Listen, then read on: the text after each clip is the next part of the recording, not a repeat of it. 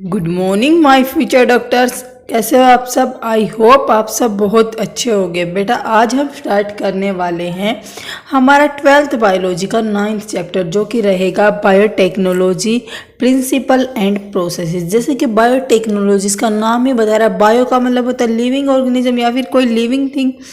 Living organism के ऊपर हम क्या करेंगे? टेक्निक का यूज़ करेंगे। लिविंग ऑर्गेनिज्म पर हम क्या करेंगे? टेक्निक का यूज़ करेंगे और उससे हम कोई प्रोडक्ट बनाएंगे किसी प्रोसेस के थ्रू, जो ह्यूमन बीइंग के लिए क्या रहेगा? यूजफुल रहेगा। देन हम देखते हैं कि इसके अंदर हम कौन कौन से टॉपिक कवर करेंगे। फर्स्ट टॉपिक हमारा रहेगा प्रिंसिपल ऑफ बायोटेक्नोलॉजी, कि जो बायोटेक्नोलॉजी है, जो ये प्रोसेस है, ये किस प्रिंसिपल पर काम करती हैं। सेकंड हमारा रहेगा tools of recombinant DNA technology. जो हमारी बायोटेक्नोलॉजी है, इसके अंदर जो रिकॉम्बिनेंट डीएनए टेक्नोलॉजी है, उसका यूज़ करने के लिए हमें किस किस टूल की ज़रूरत पड़ती है, तो हम उसके ऊपर डिस्कस करेंगे। एंड लास्ट हमारा टॉपिक रहेगा process of recombinant DNA technology. जो हमारा रिकॉम्बिनेंट डीएनए बना है, उससे कि हम प्रोसेस करा के कैसे अपना प्रोडक्ट बना सकते हैं। देन हम स्टार्ट करते हैं अपना first topic, principle of biotechnology.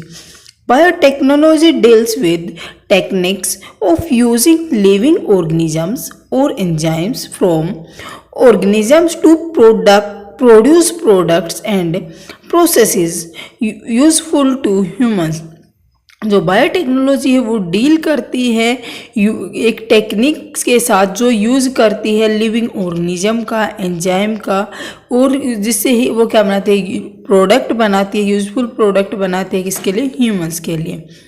In this sense, making curd, bread or wine, which are all micromediated processes, could also be through as a form of biotechnology. जो हमारे घर में मम्मा कर्ड बनाते हैं, ब्रेड जो हम खाते हैं, या फिर जो वाइन है, वो सब क्या है? माइक्रो मीडिएटेड प्रोसेस है, कि माइक्रोब्स का यूज़ करके हम क्या कर रहे हैं? दूध से दही बना दे रहे हैं। तो वो क्या है? एक बायोटेक्नोलॉजी। ये किस में आता है? बायोटेक्नोलॉजी में आता है whenever it is used in a restricted sense today to refer to such of those process which use genetically modified organism to achieve the same on the large scale। जो हम प्रोसेस स्मॉल लेवल पर करते हैं, जैसे हम घर के अंदर दूध से दही बना लेते हैं, वैसे ही जो लार्ज स्केल पर जो प्रोसेस की जाती है, उसे हम क्या बोल देते हैं? बायोटेक्नोलॉजी बोल देते हैं। या फिर जो मॉडिफिकेशन करके जो टेक्निक का यूज़ किया जाता है, ऑर्गेनिज्म को मॉडिफाई करके जो टेक्निक का यूज़ किया जाता है, उसे हम क्या बोल देते हैं? बायोटेक्नोलॉजी बोल देते हैं। Further many other processes techniques are also include under biotechnology. जो बायोटेक्नोलॉजी है, उसके अंदर बहुत सारी प्रोसेस है जिन्हें इन्वॉल्व किया गया है, या फिर हम बोले जिन्हें इंक्लूड किया गया। For example, in vitro fertilization lead to a test tube baby. जो टेस्ट ट्यूब बेबी जो होता है, वो भी किस में आता है? बायोटेक्नोलॉजी के अंदर आता है। And synthesis A gene using it develop a DNA vaccine or correcting the defective gene are also a part of biotechnology. जो हम किसी जीन को सिंथेसाइज कर रहे हैं, या फिर जीन का हम यूज़ कर रहे हैं किसके लिए? कि हम कोई वैक्सीन बना दे रहे हैं, डीएनए की कोई वैक्सीन बना दे रहे हैं, या फिर कोई डिफेक्टिव जीन है उसे हम टर्मिनेट करके कोई नया जीन ऐड कर दे रहे हैं, तो या फिर कोई नया जीन हम ऐड कर रहे हैं, तो वो सब क्या है? पार्ट है किसका? बायोटेक्नोलॉजी का। The European federation of biotechnology, जिसे हम शॉर्ट फॉर्म में EFB भी बोलते हैं, has given A identification of biotechnology. उन्होंने क्या दिया है? बायोटेक्नोलॉजी की एक डेफिनेशन दी है, that encompasses both traditional view and modern molecular biotechnology. उन्होंने क्या बोला?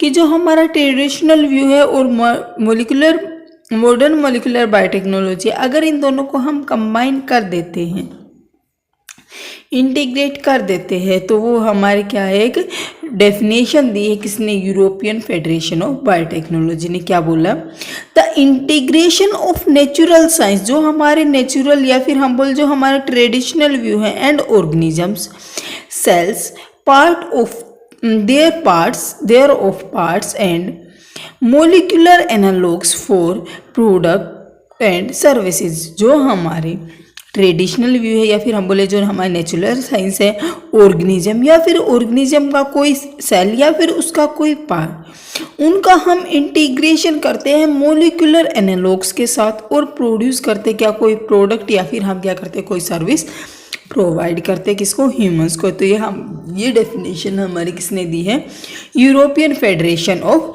बायोटेक्नोलॉजी ने। नेक्स्ट हमारा स्टार्ट होता है first topic, principle of biotechnology. अभी तक हमने क्या देखा, जनरल इंट्रोडक्शन देखा था बायोटेक्नोलॉजी का। अब हमारा स्टार्ट होगा principal of biotechnology. Among many, the two core techniques that enabled birth and of modern biotechnology are, दो कोर टेक्निक है जिनका यूज करके हमने क्या किया है, मॉडर्न जो बायोटेक्नोलॉजी है उसे अप्लाई किया या फिर उसे बर्थ दिया है। फर्स्ट हमारी कोर टेक्निक क्या है, जेनेटिक इंजीनियरिंग। जेनेटिक इंजीनियरिंग जैसे इसका नाम बता रहा है, जेनेटिक मतलब कि जीन के ऊपर, टेक्निक इंजीनियरिंग क्या होता है, कोई टेक्निक का यूज़ करते हैं। तो जीन के ऊपर किसी टेक्निक का यूज़ करके हम कोई काम कर रहे हैं, तो ये हमारा क्या रहेगा, जेनेटिक इंजीनियरिंग रहेगा। इसकी हमें डेफिनेशन क्या दी है एनसीईआरटी ने। एनसीईआरटी बोलता है technique to alter the chemistry of genetic material, की जो हमारे पास जेनेटिक मटेरियल है। अब जेनेटिक मटेरियल क्या होता है, आरएनए या फिर डीएनए। आरएनए या डीएनए की हम जो केमिस्ट्री है उसे ही अल्टर कर दे रहे हैं, मतलब कि जो उसका बिहेवियर है या फिर वो जिस एक्सप्रेशन को, जो कैरेक्टरिस्टिक को दिखा रहा था उसी को चेंज कर देते हैं। To introduce this into host organism, किसके कैसे, इसे हम क्या करेंगे, किसी जीन की हम केमिस्ट्री को ही अल्टर कर दे रहे हैं किसी होस्ट के अंदर ट्रांसफर करके, एंड दस change the phenotype of the host organism, जिसके कारण क्या हो रहा है, जो हमारे पास होस्ट है, जो होस्ट ऑर्गेनिज्म है उसका फिनोटाइपिक जो है, जो फिनोटाइपिक है या फिर हम बोले जो उसकी फिनोटाइप है या फिर हम बोले जो उसकी फिजिकल अपीयरेंस है, वो क्या हो जा रही है, चेंज हो जा रही है। सेकेंड इन्होंने क्या बताया, bio process engineering. Bio process मतलब कि जो लिविंग ऑर्गेनिज्म उसकी प्रोसेस करा के इंजीनियरिंग करा रहे किसी टेक्निक के थ्रू। तो ये क्या बोलता है, maintain of sterile ambience in chemical engineering processes to enable growth of only the desired microbe eukaryotic cell in the large quantity for the manufacture of biological products like antibiotics, vaccine and enzyme। जो bio process है, जैसे मैंने बताया living organism के ऊपर process कराई जाती है।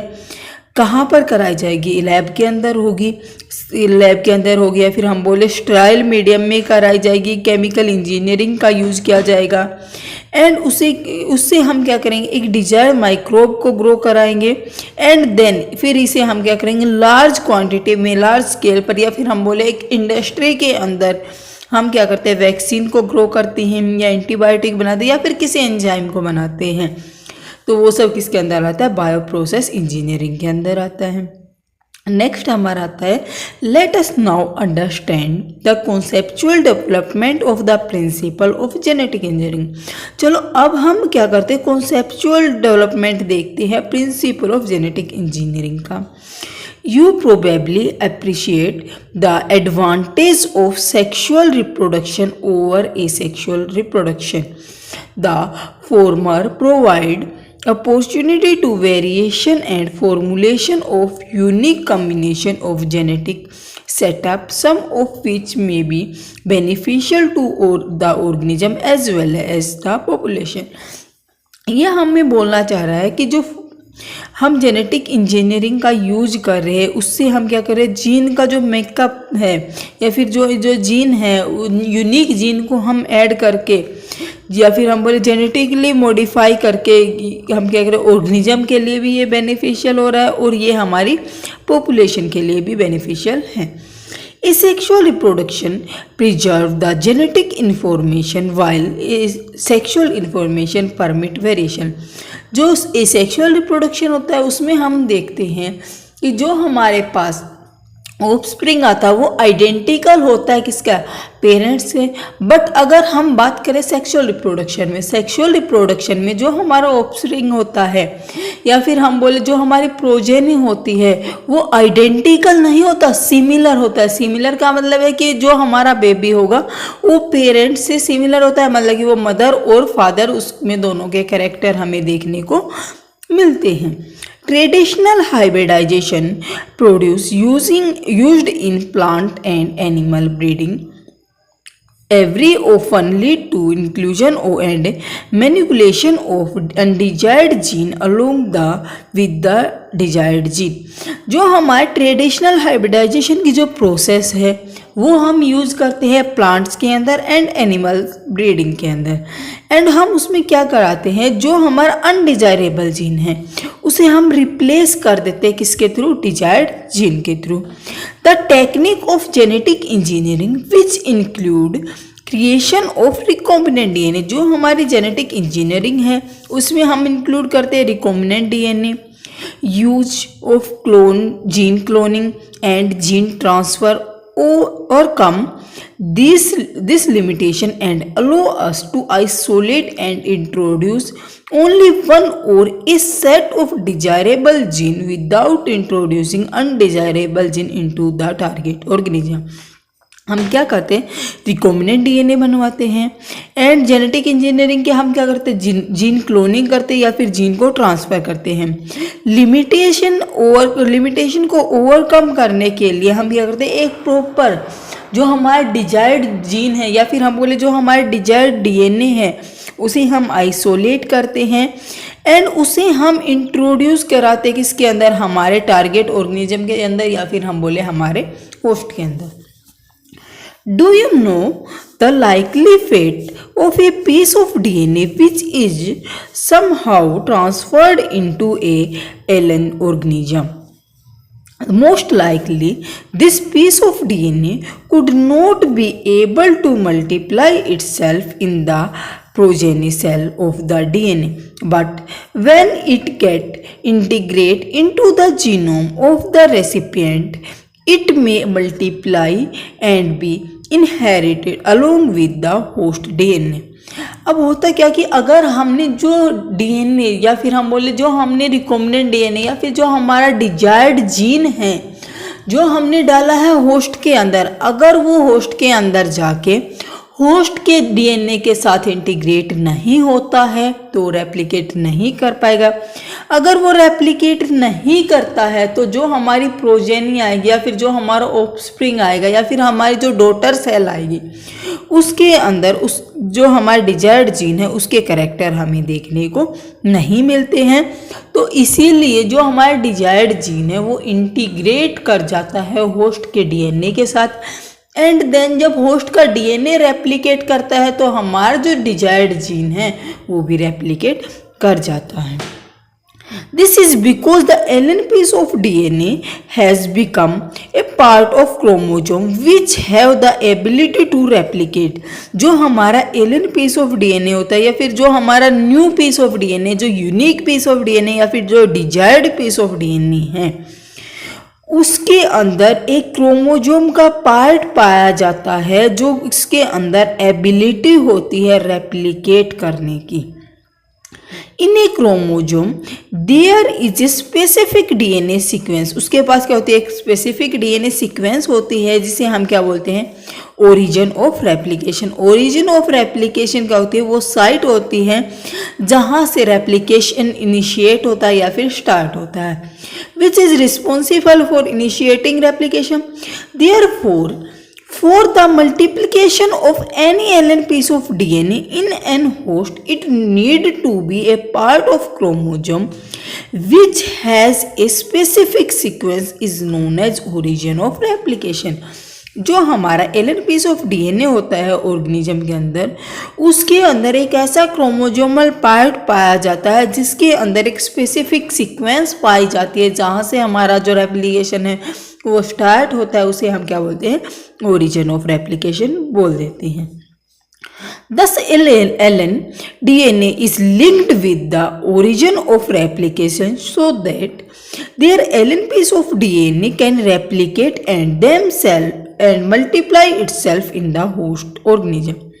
जो हमारा एलियन पीस ऑफ डीएनए है उसके अंदर ओरिजिन ऑफ रेप्लिकेशन की साइट होती है, जिसके कारण वो रेप्लिकेट कर पाता है अपने आप को किसके के अंदर, होस्ट के ऑर्गेनिज्म के अंदर। This can also be called a cloning, जिसे हम क्लोनिंग भी बोलते हैं, और making multiple identical copy of an template DNA, और इसे हम क्या बोल देते हैं, जो हमारे डिजायर्ड डीएनए है उसकी कॉपी होना भी हम बोल सकते हैं। Let us now focus on the first instant of construction of an artificial recombinant DNA molecule. अब हम ध्यान देते हैं कि जो हमारा फर्स्ट स्टेप है क्या, आर्टिफिशियल रिकॉम्बिनेंट डीएनए बनाने का, the construction of the first recombinant DNA emerged from the possibility of a linked gene encode antibiotic resistant with a native plasmid of Salmonella typhimurium। जो हमारा Salmonella typhimurium है उसके अंदर एक प्लाज्मिड पाया जाता है जिसके अंदर एबिलिटी होती है किसकी, ऑटोनॉर्मस रेप्लिकेशन की, मतलब वो खुद से रेप्लिकेट कर सकता है, एंड वो हमारा क्या होता है, एक्स्ट्रा क्रोमोजोमल डीएनए पाया जाता है, जिसके सर्कुलर एक्स्ट्रा क्रोमोजोमल डीएनए पाया जाता है, जिसके कारण अगर हम साल्मोनेला टाइफिमियम से अगर वो डीएनए निकाल लेते तो उसके अंदर कोई भी चेंज हमें देखने को नहीं मिलता है। एंड देन जो प्लाज्मिड होता है उसके अंदर एक ऐसी साइट पाई जाती है जो एनकोड होती है किसके लिए, एक स्पेसिफिक एंटीबायोटिक रेजिस्टेंट प्रोवाइड करने के लिए। एंड देन जो ये एंटीबायोटिक रेजिस्टेंट साइट है यही हमारे लिए आगे चल के एज ए सिलेक्टेबल मार्कर का काम करेगी। Then Stanley Cohen and Herbert Boyer accomplished this in 1972 by isolating the antibiotic resistant gene by cutting out a specific piece of DNA from a plasmid which was responsible for conferring antibiotic resistant। The cutting of DNA at specific locus या फिर specific location become possible with the discovery of so is called molecular seizure is known as restriction enzyme। जो हमारे जब हम genetic engineering के process करते हैं तो उसके लिए हमें हमारे जो हमारा यूनिक डीएनए या फिर जो हमारा डिजायर्ड डीएनए है उसे कट करना पड़ता है, या फिर उसे आइसोलेट करने के लिए हमें पूरे डीएनए को कट करना पड़ता है, और उसे काटने के लिए हमारे पास एक मोलिकुलर सीजर होता है जिसे हम रिस्ट्रिक्शन एंजाइम भी बोलते हैं। ये रिस्ट्रिक्शन एंजाइम जो डीएनए होता है उसके अंदर एक स्पेसिफिक साइट पर ही जाके कट करता है, ये नहीं कि वो डीएनए के बहुत सारे टुकड़े कर देगा। The piece of DNA was then linked with the plasmid DNA. This plasmid DNA act as vector to transfer the piece of DNA attached to it। जो प्लाज्मिड होता है, जो प्लाज्मिड डीएनए होता है वो एज ए वेक्टर काम करता है। वेक्टर क्या होता है, एज ए मैसेंजर काम करता है। अब वो क्या करेगा, जो हमारा प्लाज्मिड डीएनए है या फिर जो हमारा प्लाज्मिड है वो हमारे डिजायर्ड जीन को या फिर हम बोले जो हमारा डिजायर्ड डीएनए है उसे ट्रांसफ़र कराने के लिए एज ए वेक्टर काम करता है।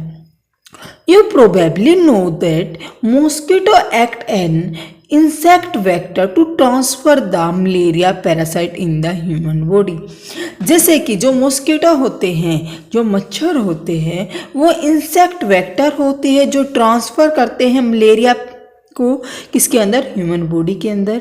इन the same way a plasmid can be used as a vector to deliver an alien piece of DNA into the host organism. ऐसे ही जो प्लाज्मिड होता है वो भी एज ए वेक्टर काम करता है, जो एलन पीस ऑफ डीएनए को किसी भी होस्ट ऑर्गेनिज्म के अंदर ट्रांसफर कराता है। The linking of antibiotic resistant gene with the plasmid vector become possible with the enzyme DNA ligase which act on cut DNA molecule and join their end। जो DNA ligase होता है ये as a हम बोल सकते हैं glue काम करता है। जैसे कि हम अगर जो हमारा प्लाज्मिड है उसे काटेंगे और उसके अंदर जो हमारा डिजायर्ड डीएनए की सीक्वेंस है उसे ऐड करेंगे। जब उसे हम ऐड करते हैं तो उसके बोथ एंड को हमें क्या करना पड़ेगा, जोड़ना पड़ेगा, या फिर हम बोल सकते हैं जो हमारे बोथ जॉइंट्स हैं उन्हें हमें क्या करना पड़ेगा, ग्लू से चिपकाना पड़ेगा। तो वो ग्लू हमारे पास क्या होता है, डीएनए लाइगेज होता है।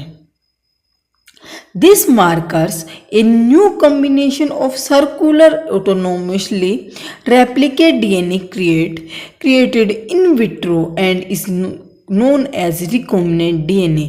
जो हमने अभी तक सीखा है या फिर जो हमने अभी तक पढ़ा है कि हमारे पास एक सर्कुलर एक्स्ट्रा क्रोमोसोमल डीएनए जिसे हम प्लाज्मिड बोल रहे हैं, उसके अंदर स्पेसिफिक जीन की सीक्वेंस पाई जा रही है जो कोड कर रही है या फिर जो हमें दिखा रही है एंटीबायोटिक रेजिस्टेंस। एंड देन उसी प्लाज्मिड के अंदर हम रिस्ट्रिक्शन एंजाइम से कट करा के हमारा जो डिजायर्ड डीएनए है उसे हम वहाँ पर स्टिक करा देते हैं उस किसकी हेल्प से, एक ग्लू की हेल्प से, जिसे हम बोलते हैं डीएनए लाइगेज। और यही जो प्रोसेस है इसे हम क्या बोलते हैं, या फिर उसके बाद जो हमारे पास सर्कुलर डीएनए आता है उसे हम क्या बोल देते हैं, रिकॉम्बिनेंट डीएनए बोल देते हैं। ये हम क्रिएट करते कैसे, इन विट्रो होता है, इसे हम क्रिएट कैसे करते हैं, लैब के अंदर करते हैं। When this DNA is transferred into Escherichia coli, a bacterium closely related to Salmonella, जो हमारे पास साल्मोनेला से जो हमने प्लाज्मिड को आइसोलेट किया था उस प्लाज्मिड को हम ट्रांसफ़र करते हैं किसके अंदर, इकोलाई के अंदर, क्योंकि जो इकोलाई है वो साल्मोनेला से क्या है, रिलेटेड है। It could replicate using new host DNA polymerase enzyme and make multiple copies. The ability of multiple copies of antibiotic resistant gene in E. coli is called a cloning of antibiotic resistant gene in E. coli। हम बोल सकते हैं जो हमारे पास E coli है जिसके अंदर हमने अपने डीएनए को डाला था, या फिर जो इकोलाई है जिसका हमने एज ए होस्ट यूज किया था, जब उसके प्रोजेनी आते हैं तो उसे हम क्या बोल देते हैं, क्लोनिंग बोल देते हैं। या फिर हम बोले जो हमारा डिजायर्ड डीएनए था वो जब होस्ट के अंदर जाके रेप्लिकेट करता है तो उसे हम क्या बोल देते हैं, क्लोनिंग बोल देते हैं। You can hence infer that there are three basic steps in genetic modification an organism। अभी तक जो हमने पढ़ा उसमें हमने देखा कि हमारे पास 3 बेसिक स्टेप है जेनेटिकली मॉडिफाई ऑर्गेनिज्म को बनाने के लिए। फर्स्ट हमारा स्टेप आता है identification of DNA with desirable gene. हम क्या करेंगे, जो हमारा डिजायरेबल जीन है उसे आइडेंटिफाई करेंगे एक डीएनए से। एंड सेकेंड स्टेप हमारा आएगा introduce of the identified DNA into host के अंदर हम डालेंगे।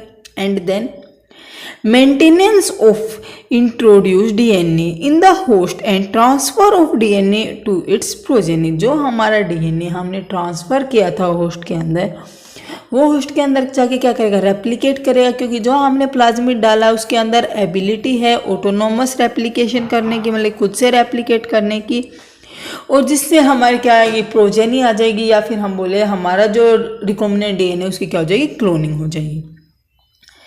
अब इससे आगे जो हमारी नेक्स्ट क्लास रहेगी उसके अंदर हम डील करेंगे टूल्स ऑफ रिकॉम्बिनेंट डीएनए की टेक्नोलॉजी। जो रिकॉम्बिनेंट डीएनए टेक्नोलॉजी है उसके अंदर किन किन टूल का यूज़ किया गया है वो हम अपने जो नेक्स्ट क्लास रहेगी उसके अंदर देखेंगे।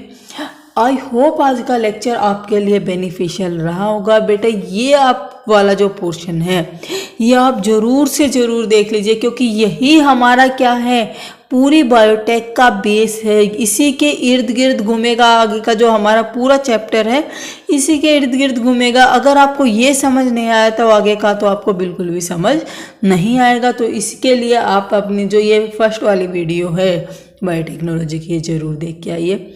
एंड जो इसके PYQ हैं बेटा वो हम शॉर्ट्स में प्रैक्टिस करेंगे, तो आप वहाँ पर हमारे साथ जुड़ के और जो नीट के PYQ है वो प्रैक्टिस कर सकते हैं।